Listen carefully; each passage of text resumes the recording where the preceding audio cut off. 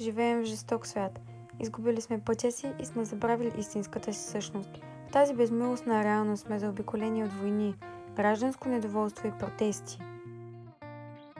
Световният глад е достигнал до най-невинните.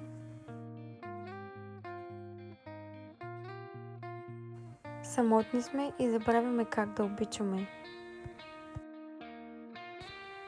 Царят печалността и корупцията. Изгубваме се в морето от предизвикателства и суета и често си задаваме въпроса дали доброто все още съществува.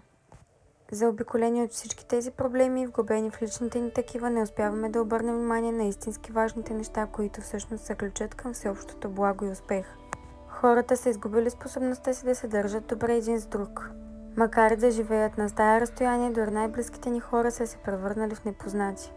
Изгубени в суета и алчност, хората са загубили връзката си с природата, унищожавайки я. А любовта между хората не е такава, каквато е била преди. В такъв свят ли наистина искаш да живееш?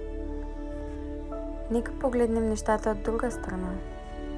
Доброто не е просто абстрактна идея, а сила, която може да промени света. Чрез изпитанията и предизвикателствата то се проявява във всеки от нас, като ни напомня за нашата вътрешна сила и възможността ни да направим промяна в света, който ни заобикаля. Именно моментите на изпитания са времената, в които трябва да бъдем най-обединени. За да се преборим с самите нас, с тежката съдба на света, трябва да започнем с промяната вътре в нас. Да се съберем и да работим заедно. Да бъдеш добър не те прави слаб, а напротив, правите човек с главно Ч. Добротата е есенцията на живота. Ти избираш в какъв свят искаш да живееш. Бъди промяната и доброто, които искаш да видиш в света.